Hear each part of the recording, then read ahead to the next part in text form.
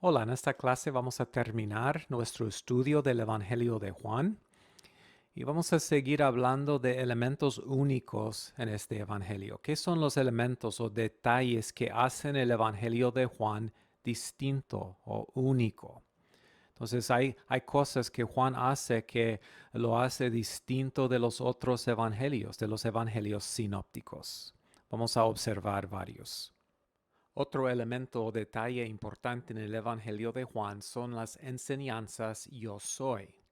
Jesús usa este nombre de Yahvé en el Antiguo Testamento, yo soy, y lo aplica a sí mismo. Y tenemos en Juan 7 dichos de Jesús en los cuales él se identifica con el simbolismo y con temas importantes en el Antiguo Testamento. Entonces vamos a ver estos 7 dichos y vamos a comentar brevemente sobre cada uno. Ok, primero, Jesús dice en capítulo 6, yo soy el pan de vida. Este dicho ocurre en el contexto del milagro de la alimentación de los 5,000 y es un gran milagro. Presenta a Jesús como un pastor. Jesús les hace sentarse donde había mucha hierba. Entonces él parece como un pastor que está cuidando a su rebaño. Y es importante que Juan enfatiza la imposibilidad humana del milagro. Enfatiza que había 5,000 hombres, más con las mujeres y los niños. Él dice que 200 denarios de pan no les bastarán para que cada uno reciba un pedazo. Un denario es un salario de un día. Entonces enfatiza que eso es algo humanamente imposible. Es un gran milagro. Entonces, cuando Jesús hizo el milagro, ¿cómo respondió la gente? Capítulo 6, versículos 14 y 15 dicen, al ver la señal, entonces Juan usa esa palabra señal, ese milagro que Jesús había realizado, la gente comenzó a decir, en verdad, este es el profeta, el que ha de venir al mundo.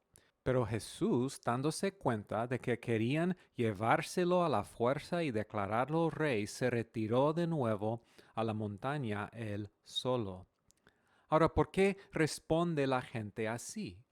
Bueno, según el judaísmo del día, se creía que cuando el Mesías viniera al mundo sería un profeta, un gran profeta como Moisés, y que él haría muchas cosas, muchos milagros como Moisés hacía. Milagros como proveer pan milagrosamente en abundancia. Entonces, cuando vieron la señal, interpretaron el milagro como una señal de que el Mesías, el nuevo Moisés, el gran profeta, ha llegado. Y si Él es el Mesías, también es un rey. Como rey y profeta, quizá Él va a destruir a los romanos como Moisés destruyó a los egipcios. Entonces, cuando ellos buscaban llevárselo a la fuerza y declararlo rey, Jesús tiene que retirarse. Luego, el tema del pan y el éxodo continúa en el resto del capítulo. Los judíos pidieron una señal. Capítulo 6, versículos 29 al 33. Esta es la obra de Dios, que creen en aquel a quien le envió, les respondió Jesús. Y luego la gente responde, ¿y qué señal harás para que la veamos y te creamos? ¿Qué puedes hacer? Nuestros antepasados comieron el pan en el desierto, como está escrito, pan del cielo les dio a comer. Entonces ellos siguen pensando en Moisés y en el milagro del maná en el Antiguo Testamento, en ese pan. Entonces Jesús les responde, ciertamente les aseguro que no fue Moisés que les dio a ustedes el pan del cielo. El que da el verdadero pan del cielo es mi Padre. El pan de Dios es el que baja del cielo y da vida al mundo. Jesús está diciendo, yo soy el pan, yo soy el pan, la maná que Dios ha mandado al mundo. Y otra vez Juan introduce aquí los temas de la vida y cómo Jesús ha venido del cielo, ha descendido del cielo para dar vida a la gente, como el pan del cielo, el pan de Dios. Y hacer eso, Jesús dice, mira, Dios está proveyendo pan, pero no como el pan que Moisés proveyó, es un pan espiritual. Versículos 34 y 35, Señor, danos siempre este pan, le dijeron. Y Jesús les dijo, yo soy el pan de la vida. El que viene a mí no tendrá hambre, y el que cree en mí nunca tendrá sed. Y varias otras veces Jesús dice eso. Versículo 51, yo soy el pan vivo que descendió del cielo. Si alguien come de este pan, vivirá para siempre. Y el pan que yo también daré por vida del mundo es mi carne. Entonces, ¿qué enseña este pasaje? Bueno, con la alimentación de los 5,000 y la enseñanza de Jesús, Jesús les está enseñando que la provisión del maná en el Antiguo Testamento, en el desierto, por Moisés, tenía como un propósito señalar a un futuro verdadero pan de Dios que desciende del cielo. Jesús es el cumplimiento de esa provisión en la historia del Éxodo. Seguimos en capítulo 8 con el dicho, yo soy la luz del mundo. Ya hemos visto el contraste en Juan entre la luz y las tinieblas. Jesús viene como luz. Y en este capítulo Juan presenta a Jesús como el cumplimiento de la fiesta del tabernáculos. La fiesta de tabernáculos era una fiesta anual en que los judíos celebraron la provisión de Dios durante los 40 años en el desierto. Ahora, en el primer siglo, en la celebración de tabernáculos, los judíos tenían dos rituales simbólicos que para ellos eran importantes. En un ritual, el sacerdote derramara agua sobre el suelo para recordarles de cómo Dios les proveyó agua en el desierto. Por eso Juan comenta en capítulo 7, versículos 37 y 38, en el último día, el más solemne de la fiesta, Jesús se puso de pie y exclamó, y probablemente Jesús está haciendo eso en el contexto del ritual de derramar agua sobre el suelo. Si alguno tiene sed, que venga a mí y beba. De aquel que cree en mí, como dice las Escrituras, brotarán ríos de agua viva. Entonces Jesús está diciendo, la provisión de agua en el desierto, yo soy el cumplimiento de ese milagro. Señala a mí y la provisión que yo he traído. Otro ritual en tabernáculos era el ritual en que los judíos encendieron lámparas para señalar cómo Dios proveyó luz en su camino por el desierto. Y es en ese contexto probablemente que tenemos a este dicho de Jesús. Yo soy la luz del mundo. Entonces, ¿ustedes han encendido estas lámparas? Bueno, yo soy la luz del mundo. La gloria de Dios, la columna de fuego en el desierto, eso era una señal, una profecía, un tipo de mí y la luz que yo traigo. Yo soy la luz del mundo. El que me sigue no andará en tinieblas, sino que tendrá la luz de vida. Él es la salvación prefigurada por las lámparas en la fiesta. Él es el cumplimiento de la columna de fuego en el desierto. En Juan, la luz y la vida están relacionadas. Jesús es la luz de vida. Capítulo 8, versículo 12 dice. Yo soy la puerta. Entonces Jesús es el camino exclusivo a Dios. Los judíos pensaron que la ley era la puerta, que era la ley que les dio acceso a Dios. Bueno, Jesús dice, todos que quieren ir a Dios o venir a Dios tienen que pasar por mí para ser salvos. Yo soy el buen pastor. En el Antiguo Testamento Dios se presenta como el pastor del pueblo Israel. Muchas veces Dios regaña a los reyes y los líderes de Israel y les dijo que eran malos pastores. Era la responsabilidad de esos líderes cuidar al pueblo de Israel como un pastor cuida a su rebaño. Entonces, Dios muchas veces los regaña por ser malos pastores en pasajes como Ezequiel 34. Pero dijo también en el Antiguo Testamento, en Ezequiel 34, que un día Dios enviaría al mundo un buen pastor, un pastor que realmente cuidaría al pueblo de Dios, que no se aprovecharía del rebaño, sino que daría su vida para el rebaño. Entonces, en el contexto de esa expectativa, Jesús dice, yo soy el buen pastor. Capítulo 10, versículo 11. Yo soy el buen pastor. El buen pastor da su vida por las ovejas. Dios les había hablado de la venida de un buen pastor futuro. Yo soy ese pastor prometido en Ezequiel 34, en Zacarías 11, 17. Capítulo 10, versículos 14 al 16. Yo soy el buen pastor. Conozco a mis ovejas y ellas me conocen a mí. Así como el Padre me conoce a mí, yo lo conozco a él y doy mi vida por las ovejas. Tengo otras ovejas que no son de este redil y también a ellas debo traerlas. Así ellas escucharán mi voz y habrá un solo rebaño y un solo pastor. Y aquí Jesús está hablando de la inclusión de los gentiles. Habrá un solo rebaño en el futuro, hecho de judíos y gentiles, y yo soy el buen pastor que Dios les prometió. Yo soy la resurrección y la vida, dice Jesús en capítulo 11. En la resurrección de Lázaro, Jesús es la resurrección que María y Marta y todo de Israel estaban esperando en el día postrero. Yo soy el camino, la verdad y la vida, dice capítulo 14, versículo 6. Jesús es el camino exclusivo a Dios. Él es el camino, Él es la verdad.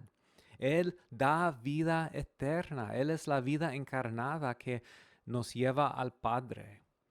También dice en capítulo 15, yo soy la vid verdadera. Uno de los símbolos de Israel más prominentes en el Antiguo Testamento era el símbolo de la vid. En Isaías 5 tenemos la parábola de una viña que Yahvé plantó y cultivó, pero que rindió uvas silvestres y agrias, y entonces Yahvé tiene que destruirla. Es una parábola sobre Israel. Salmo 80,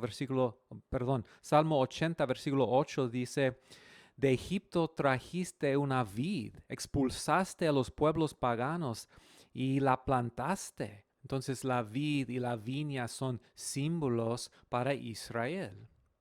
Un símbolo para la nación. Entonces es importante que en capítulo 15 de Juan Jesús dice que Él es la vid verdadera y que el Padre es el viñador.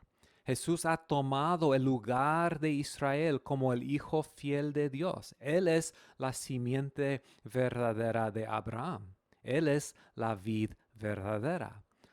Entonces ahora lo que es importante no es tener una conexión con Israel, sino tener una conexión orgánica con quién, con Jesús. Nosotros son los pámpanos, Él es la vid.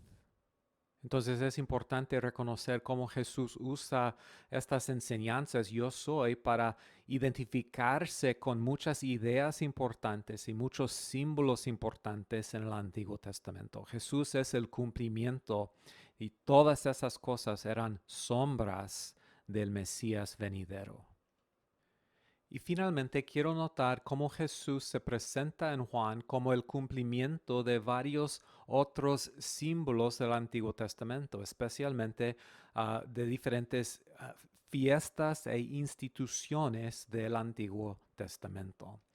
Una de las características de la literatura buena es que el autor puede comunicar varios niveles de significado. En otras palabras, en la literatura narrativa de la Biblia, los autores no solamente comunican los hechos históricos de las cosas que sucedieron, también comunican lo que ellos consideran ser el significado de esos eventos. Una manera de explicar eso es decir que los autores de las historias de la Biblia no solamente son historiadores que reportan lo que pasó, también son teólogos Quieren comunicar lo que ellos consideran ser el significado de esos eventos. Quiere comunicar a sus lectores el significado teológico de lo que pasó. Ahora, ¿cómo comunica un autor de la literatura narrativa? ¿Cómo comunica el significado de esos eventos? Bueno, lo hacen de una manera diferente a que los autores de las epístolas lo hacen. En las epístolas los autores dicen explícitamente lo que quieren enseñar. Pero en un escrito histórico como los evangelios, muchas veces los lectores, tenemos que averiguar lo que los autores quieren comunicar. ¿Cómo lo hacemos? Bueno, a veces buscamos pistas o indicaciones en el texto, en las historias que señalan el mensaje del pasaje. Por ejemplo, podemos buscar repetición. Si el autor repite una palabra o una idea varias veces, probablemente está indicando que eso es una idea importante en su narración del evento. Y hay muchas otras cosas que podemos buscar o observar para interpretar el mensaje del autor. Bueno, el apóstol Juan es un autor bien dotado y las historias que él narra en su evangelio están llenos de significado teológico. Y uno de los mensajes principales que él quiere comunicar es que Jesús vino para cumplir todas las expectativas y promesas y aún las instituciones y rituales del Antiguo Testamento. Entonces lo que quiero hacer es un breve recorrido del Evangelio para notar 3 o 4 veces en las cuales el autor hace una conexión entre Jesús y una institución, un evento o una fiesta en el Antiguo Testamento. Ya hemos visto varios, quiero simplemente notar unos más. Primero, Juan indica que Jesús es el cumplimiento del sistema de sacrificios. Capítulo 1, versículo 29 dice, al día siguiente Juan vio a Jesús que se acercaba a él y dijo, aquí tienen al Cordero de Dios que quita el pecado del mundo. Y dice eso otras veces también en el capítulo. Entonces imagínate cómo los oidores de Juan el Bautista hubieran entendido esas palabras. ¿Qué hubiera venido a su mente cuando escuchan esas palabras? Este es el Cordero de Dios. Quizá pensaron en la provisión de Dios para Abraham en el monte cuando él iba a sacrificar a su hijo Isaac. O quizá pensaron en el Cordero de la Pascua y entonces en el sacrificio en la Pascua. Eso les hubiera causado reflexionar sobre la posibilidad de que el Mesías que esperaban fuera en un sentido un sacrificio. Y notan lo que Juan dice específicamente. Este es el qué? El Cordero que quita el pecado del mundo. Entonces eso confirma la identidad del Mesías, de Jesús, como un sacrificio. No es cualquier cordero, es un cordero sacrificial.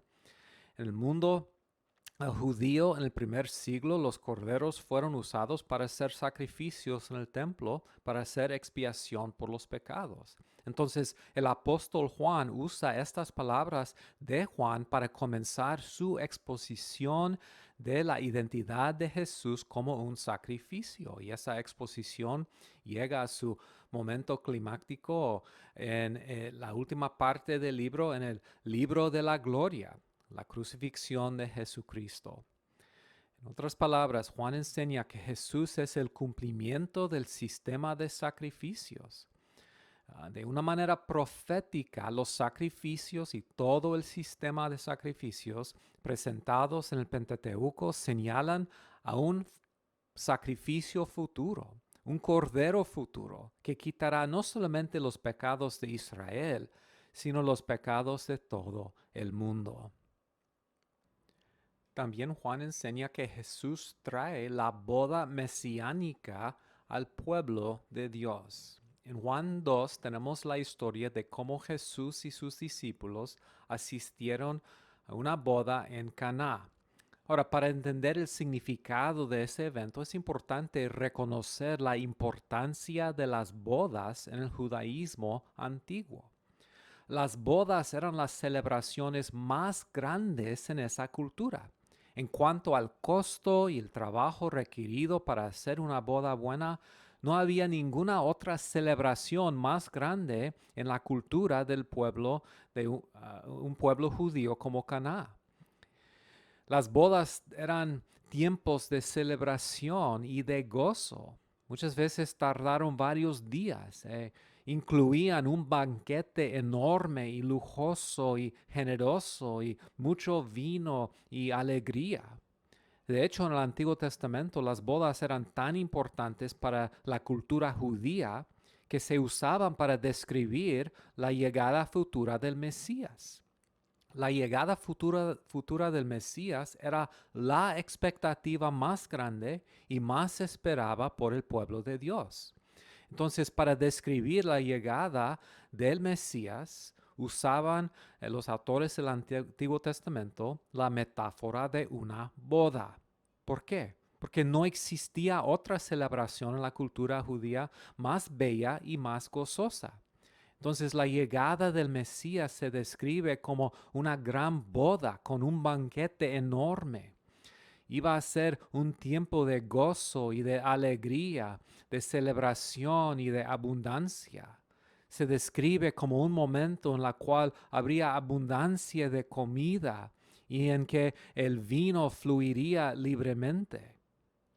De hecho, Isaías 25, 6 y 8 describe el banquete mesiánico futuro así. El Señor de los ejércitos preparará en este monte para todos los pueblos un banquete de manjares suculentos, un banquete de vino añejo, pedazos escogidos de tuétano y vino ajenio refinado. Él destruirá la muerte para siempre. El Señor Dios enjugará las lágrimas de todos los rostros y quitará el oprobio de su pueblo sobre toda la tierra. Así se describe la llegada del Mesías y su banquete de boda. Con su, con su venida habrá abundancia de comida y abundancia de vino. El Mesías quitará de Israel su oprobio y su hambre y su escasez y proveería de una manera abundante.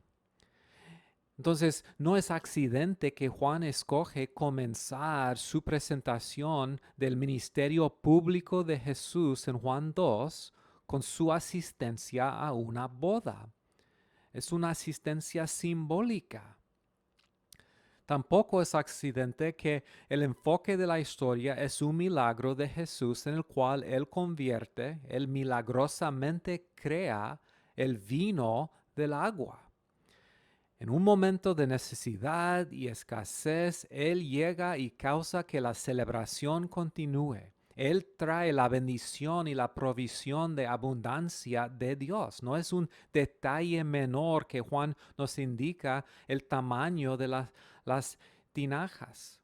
Había 6 tinajas y en cada uno cabía unos 100 litros. Entonces, en la boda Jesús causa que el vino abunde como una señal de que la época mesiánica ya ha llegado.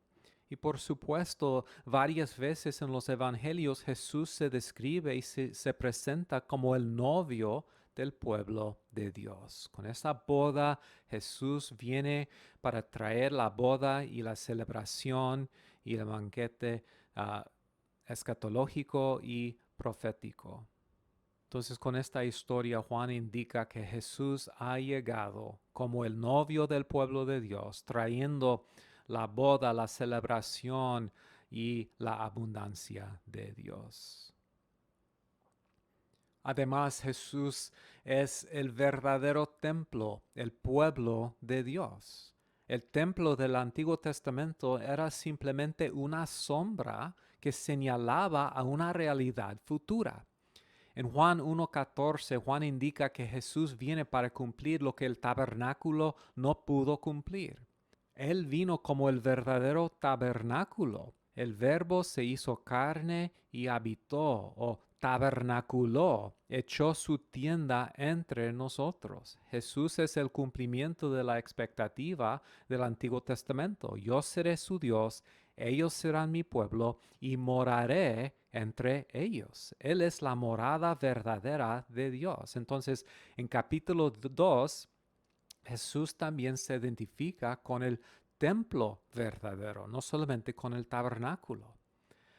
Capítulo 2, versículos 18 al 22 dicen: Entonces los judíos reaccionaron preguntándole: ¿Qué señal puedes mostrarnos para actuar de esta manera? Destruyan este templo, respondió Jesús, y lo levantaré de nuevo en 3 días. Tardaron 46 años en construir este templo, ¿y tú vas a levantarlo en 3 días? Pero el templo al que se refería era su propio cuerpo. Así pues, cuando se levantó de entre los muertos, sus discípulos se acordaron de lo que él había dicho y creyeron en la escritura y en las palabras de Jesús. Entonces Jesús es el verdadero templo. En él la presencia de Dios ha llegado. Por medio de él Dios está morando entre su pueblo. En él habita la gloria, la Shekinah verdadera de Dios. Él es Emmanuel, Dios con nosotros. Con razón tenemos la conversación entre Jesús y la mujer samaritana en capítulo 4, cuando ella preguntó: ¿Dónde debemos adorar? ¿En esta montaña o en Jerusalén? ¿Y qué dice Jesús? La hora ha llegado en la cual la gente adorará a Dios en espíritu y en verdad, ni en este monte ni en Jerusalén. ¿Por qué? Porque Jesús es el verdadero templo. Tenemos que adorar a Dios en Él y por medio de Él. También Juan indica que Jesús trae el nuevo pacto. Podemos ver esto en Juan 3.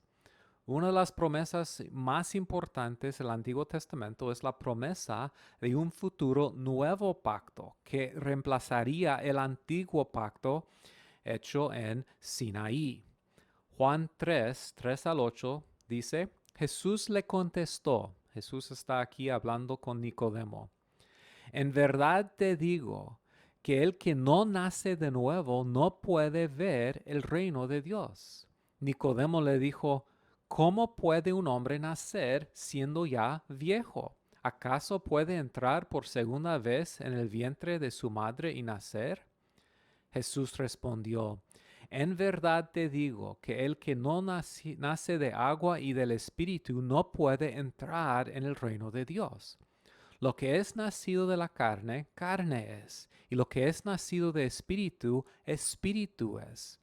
No te asombres de que te haya dicho: tienen que nacer de nuevo. El viento sopla por donde quiere y oyes su sonido, pero no sabes de dónde viene ni a dónde va. Así es todo aquel que es nacido del Espíritu. Entonces, varias enseñanzas importantes aquí. Primero, el nuevo nacimiento es el prerequisito para entrar en el reino. ¿Okay? Uno no es ciudadano por su nacionalidad o nacimiento físico. Uno nace en el reino de Dios espiritualmente. En otras palabras, es una obra milagrosa, misteriosa, interna del Espíritu de Dios. Y eso es lo que Juan había dicho en su prólogo. Dijo en capítulo 1, versículos 11 al 13: A lo suyo vino y los suyos no le recibieron. Mas a todos los que le recibieron, a los que creen en su nombre, les dio potestad de ser hechos hijos de Dios, los cuales no son engendrados de sangre, ni de voluntad de carne, ni de voluntad de varón, sino de Dios. Es un nacimiento espiritual, no un nacimiento natural o físico.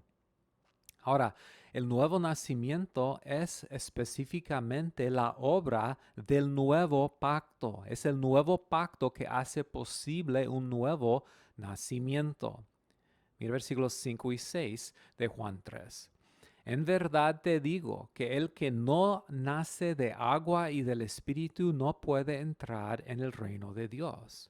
Lo que es nacido de carne, carne es, y lo que es nacido de Espíritu, Espíritu es. Entonces aquí tenemos una referencia a la promesa del nuevo pacto en Ezequiel 36. Okay. Mira lo que dice Ezequiel 36, versículos 25 al 29. Aquí es la promesa del nuevo pacto. Entonces los rociaré con agua limpia y quedarán limpios de todas sus inmundicias y todos sus ídolos, de todos sus ídolos los limpiaré. Además, les daré un corazón nuevo y pondré un espíritu nuevo dentro de ustedes. Quitaré de su carne el corazón de piedra y les daré un corazón de carne. Pondré dentro de ustedes mi espíritu y haré que anden en mis estatutos y que cumplan cuidadosamente mis ordenanzas. Habitarán en la tierra que di a tus padres, y ustedes serán mi pueblo, y yo seré tu Dios. Los libraré de todas sus inmundicias. Entonces, nacer de agua y del Espíritu es lo que Ezequiel está diciendo cuando dice, los rociaré con agua limpia y quedarán limpios, y pondré dentro de ustedes mi espíritu. Es la obra del nuevo pacto.